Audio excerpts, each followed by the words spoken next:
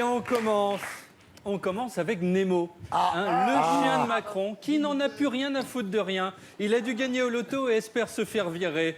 Le royal canin a en effet levé la patte, comme Zaya sur les photos, mais pour uriner sur une cheminée de l'Élysée. Du coup, le Père Noël vexé ne passera pas. Macron n'aura pas les cadeaux qu'il a commandés, ni l'album Panini sur la vie de Pierre Gattaz, ni la photo de lui-même sous cadre, parce qu'il voulait un truc très beau. Macron discute et l'autre regardait tranquille, vide sa vessie. Alors qu'à cause de l'âge, on attendait plutôt ça de Gérard Collomb.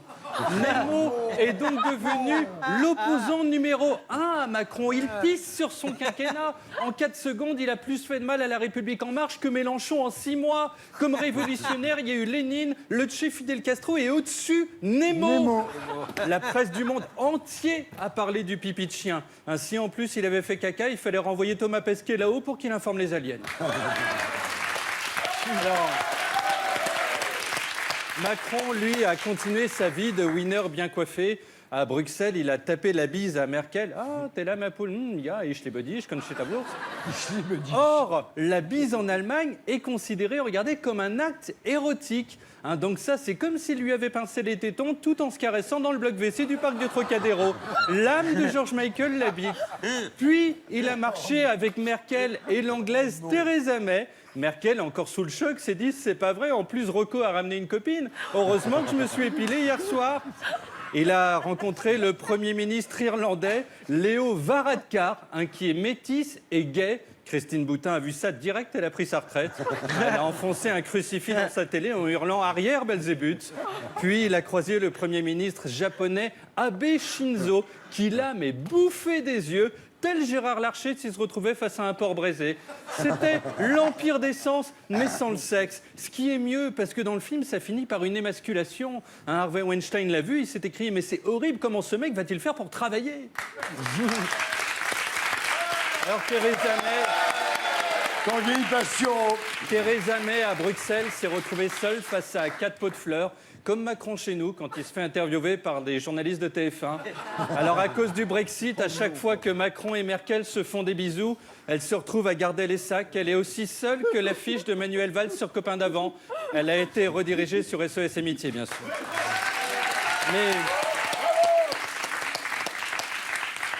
Mais tous ces gens, Macron, Merkel, Shinzo, sont des rikiki à côté du boss. Le chinois Xi Jinping, réélu à la tête du PC local pour 5 ans lors de la grande fête du bricolage avec faucille et marteau géant. Quand Jinping est arrivé, il s'est mis à crier « Salut les petits clous !» Alors si quelqu'un un jour arrive à vous faire grimper à des rideaux de cette taille, donc je vous le dis, épousez-le. Alors Jinping, vous le connaissez, il est dur. Si Nemo avait pissé sur sa cheminée à lui, dans le quart d'heure, il était dans la soupe et servi en tant que menu B3.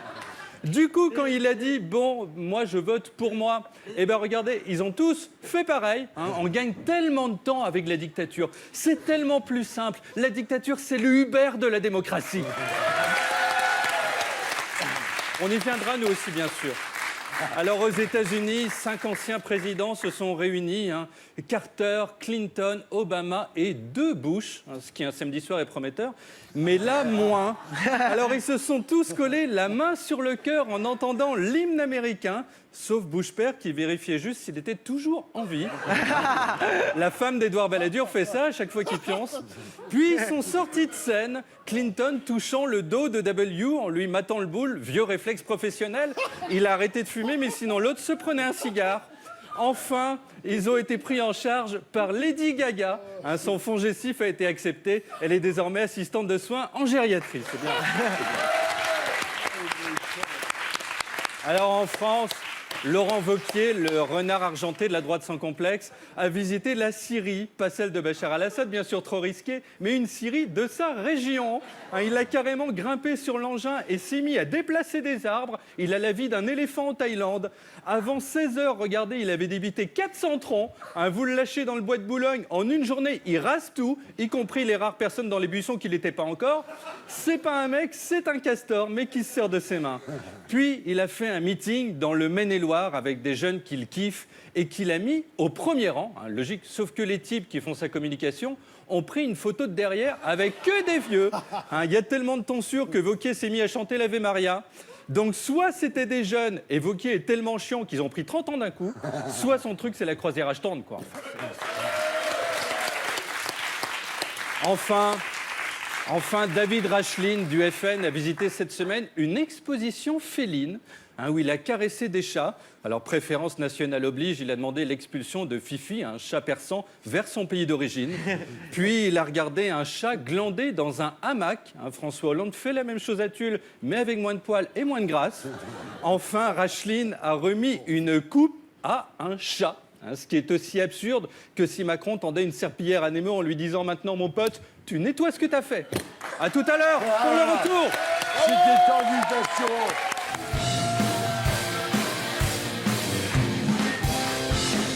Et on recommence, Thierry, avec Benoît Hamon, qui est en train de devenir la nouvelle star des étudiants. Ces êtres purulents défoncés à la Jeanlin, qui aiment les losers magnifiques. Il y a eu Kurt Cobain, Pete Doherty, maintenant ils ont Hamon.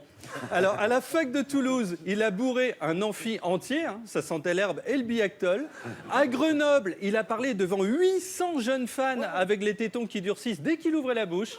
Et quand il met les photos sur Twitter, on lui répond, regardez, je t'aime bébou. À côté, le Snapchat de Kev Adams, c'est le site web des Mormons. Alors, Hamon est allé à la fac de Rennes, paf, 400 jeunes, plus, regardez, un type qui l'a shooté par derrière. Il a vendu le cliché 150 € à des étudiantes amoureuses de Hamon, c'est-à-dire toutes. Une jeune rennaise lui a même écrit « Viens rue de la Soif, bébé ». Il y est allé, il a fini à 3 grammes avec une chaude pisse. Hamon, il est archi-beau en vrai, disent les filles. Alors maintenant, pour draguer Jean-Luc Lahaye, appelle les CTU en disant « Salut, je suis Benoît Hamon. Rendez-vous sur le parking de la fac à minuit, girl. Prends pas de lampe de poche et ferme bien les yeux. » Et Hamon s'est adapté à son nouveau public, les 15-25, puisqu'il tourne une vidéo dans sa chambre, que les jeunes regardent sans le son, évidemment, et tout nu. Alors, cette semaine, le Premier ministre Édouard Philippe a rencontré Alain Juppé, le stégosaure de Gironde, qui a fait son plus beau sourire. C'est le seul, quand il est content, à donner l'impression de sortir d'une coloscopie. Mais même au musée Grévin, les gens sont moins rigides. Philippe a aussi tourné Au tableau, l'émission de C8, dans laquelle on cause à des gosses, ces êtres qui dans 10 ans deviendront fans de Hamon, donc il a demandé à ce qu'on les fasse piquer, bien sûr. Ensuite, il a accueilli le dictateur égyptien Al-Sisi, le seul qui donne l'impression d'insister rien que quand il dit son nom. Ainsi se présente à une dame, elle porte plainte pour harcèlement. Une semaine aussi chargée que la laine d'un poney. Les autres ministres aussi ont bûché. Florence Parly, ministre de la Défense anonyme, est allée à Washington où elle a rencontré le sénateur McCain. Il y a encore 6 mois, McCain, pour elle, c'était juste les frites qu'elle avait au congélo. Elle a demandé s'il était aussi possible de voir le Captain Igloo. La ministre des Affaires européennes, Nathalie Loiseau, a parlé à l'Assemblée. Alors, Loiseau était sous le perchoir, ce qui, du point de vue d'Alain de Bougrain-Dubourg, est totalement con. Mounir Majoubi, ministre du numérique, a pris une pause de winner devant son PC. Seul souci, si on mate dans le miroir derrière, le PC était éteint. Donc on peut directement lui attribuer un César d'honneur. Nicolas Hulot est apparu avec un énorme cocard dû à un accident de kitesurf. Ses collègues brassent tellement de vent que le truc a fait un bond de 16 mètres. Il a fini dans la façade d'une crêperie. Il y a 15 jours, il avait déjà un pansement. Donc je pense qu'il est plus sage d'appeler tout de suite les carisseurs afin d'en finir. Stéphane Travert, ministre du glyphosate et de l'agriculture, a lui fait un salon du bio. Pour la première fois, il a touché un fruit sans pesticides. Son corps a fait un rejet. Il est actuellement entre la vie et la mort. Avant cela, il a visité l'usine de production des cheveux de Donald Trump. Alors sinon, la ministre des Transports, Elisabeth Borne, a admiré une voiture électrique. C'est la seule borne dans le coin dans laquelle il fallait surtout pas mettre de prise. Annick Girardin, ministre des Outre-mer, s'est rendue à Saint-Pierre-et-Miquelon, où elle a été accueillie par Jean-Pierre, seul danseur de lambada encore vivant, qu'il a fallu calmer en lui disant « Tu vas finir comme Gilbert Rozon, mon pote ». Puis elle a visité une usine de traitement de concombres de mer. Hein, c'est comme le concombre, sauf qu'il ne faut pas s'en servir comme sextoy parce que ça mord. Alors, Françoise Nyssen, ministre de la Culture, vous commencez à la connaître maintenant, eh bien, elle a visité un centre culturel le 16, hein, avec une liquette rouge à fleurs. Puis le 18 était à la FIAC habillée pareil.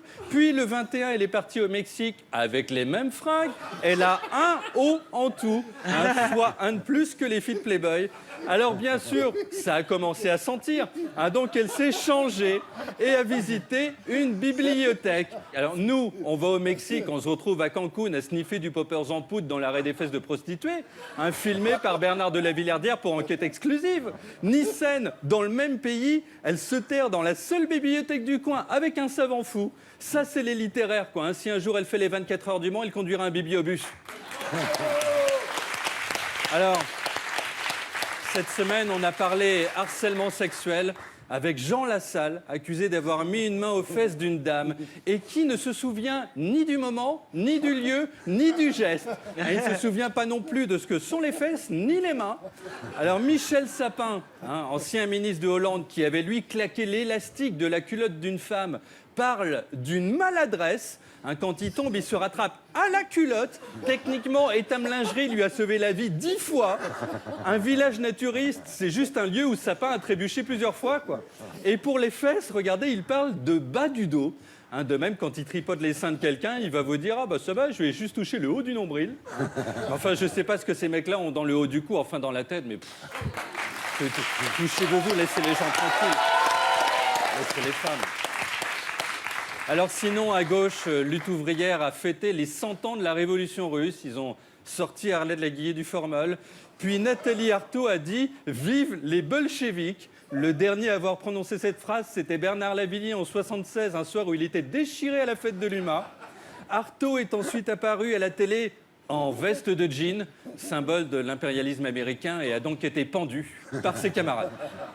Valérie Pécresse, elle, a visité le mur des lamentations à Jérusalem. Le dernier espoir à droite pour s'en sortir, c'est de s'adresser direct à Dieu. Elle a touché le mur au milieu d'une foule en transe, mais comme si elle était en train d'acheter du placo chez Point P, c'est hérétique. Même Stéphane Plaza aurait eu l'air plus concerné. Du coup, Dieu lui a dit, tu sais quoi, bah débrouille-toi, hein. Ça va quoi. Enfin, c'était l'anniversaire cette semaine du chroniqueur télé Florian Philippot, le roi du couscous, Mister Garbit, qui a soufflé ses bougies alors que les femmes écoutaient, faisaient des you-you. Il est passé directement du FN à la nuit du Ramadan. C'est plus un grand écart, c'est un écartellement. Philippot, c'est Chef Florian. Alors voilà, c'était une semaine sur la Terre. Salam alaikum, comme dirait Philippot. C'était une invitation. On le retrouve ici la semaine prochaine.